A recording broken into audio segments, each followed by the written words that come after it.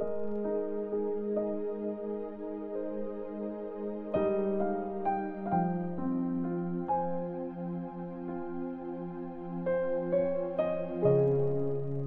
chapter 19.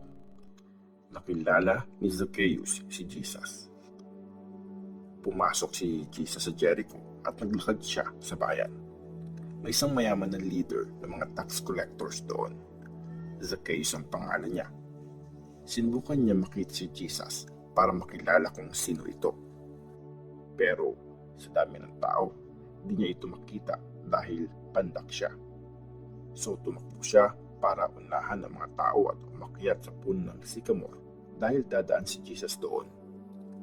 Pagdating ni Jesus sa lugar na yon, tumingala siya kay Zacchaeus at sinabi, "Zacchaeus, bumaba ka dyan.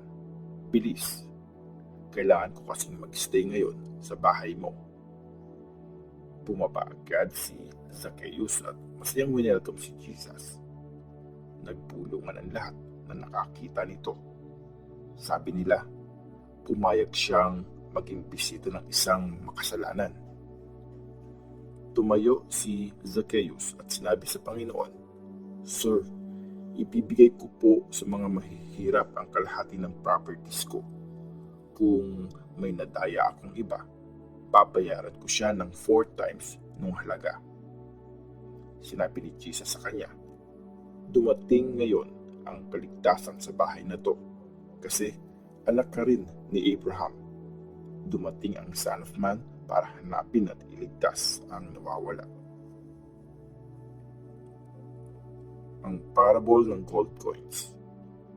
Tuloy lang sa pagkwento ng parable si Jesus habang nakikinig ang mga tao. Malapit na siya sa Jerusalem at inakala ng mga tao na dadating na ang kaharian ng Diyos. Kaya sinabi niya, may isang tao na may mataas na rank sa lipunan. Pumunta siya sa malayong lugar para maging hari at saka siya babalik. Bago umalis, tinawag niya ang 10 alipin niya at binigyan ng tig-iisang gold coin. Tapos, sinabi sa kanila, "Gamitin niyo yan sa business habang wala ako." Pero galit sa kanya ang mga taong nasasakupan niya, kaya nagpadala sila ng mga representative kasunod niya para sabihin, "Ayaw namin maging hari ang taong ito sa amin." Pagkatapos niyang maging hari, bumalik siya at pinatawag agad ang mga aliping binigyan ng gold coins para malaman kung magkano ang kinita ng bawat isa. Lumapit sa kanya ang una at sinabi, "Sir, kumita ng 10 ang gold coin na binigay niyo." "Magaling," sagot ng hari. "Mabuting alipin, gagawin kitang in charge sa 10 syudad kasi naging tapat ka sa konti pinagkatiwala sa iyo." Lumapit naman ang ikalawa at sinabi, "Sir, kumita ng 5 ang gold coin na iniwan niyo sa akin."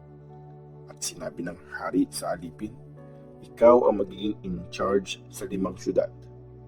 Lumapit ang isa pang alipin at sinabi, "Sir, ito po ang gold coin niyo.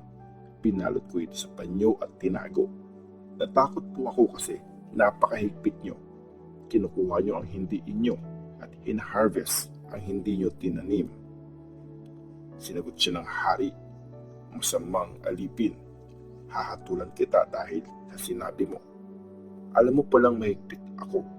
Kinukuha ko ang hindi akin at nag-harvest ng di ko tinanim. Bakit di mo na lang diniposit sa bangko ang pera ko? May interest pa sana ako nakuha pagbalik ko." At sinabi niya sa mga nandun, "Kunin niyo ang gold coin sa kanya at ibigay sa alipin na may 10.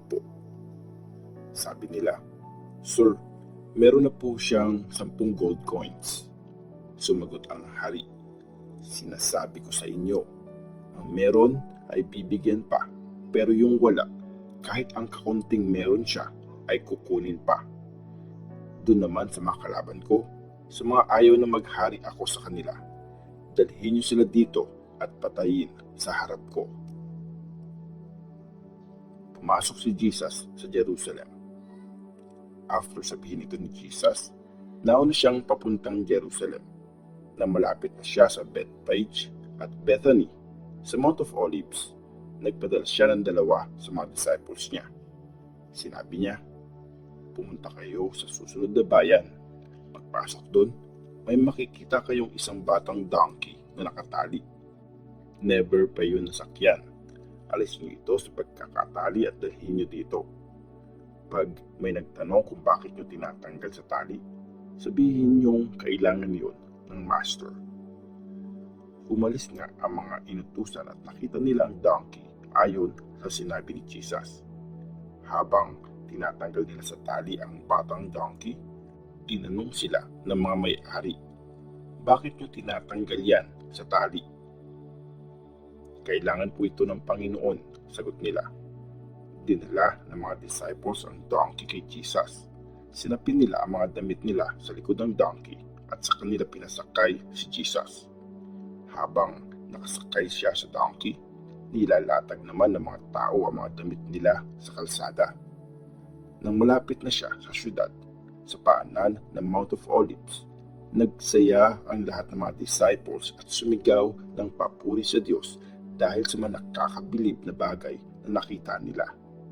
Sinabi nila, pinagpala ang haring dumadating sa pangalan ng Panginoon. Kapayapaan sa langit, papuri sa Diyos. Sinabi naman ng ilang Pharisees na kasama sa crowd, Teacher, patigilin niyo ang mga disciples niyo. Sumagot siya, sinasabi ko sa inyo, pag tumahimik sila, ang mga bato na ang sisigaw. Iniyakan ni Jesus ang Jerusalem. Nang malapit na si Jesus sa Jerusalem at nakita na niya ang syudad, iniyakan niya ito. Sinabi niya, kung alam mo lang sana ang magdadala sa iyo ng kapayapaan sa araw na ito. Kaya lang, hindi mo ito makita ngayon. Darating ang mga araw na gagawa ang mga kaaway mo ng harang sa paligid mo. Papalibutan ka nila at gigipitin sa magkabilang side. Wawasakin ka nila pati mga taong nakatira sa iyo.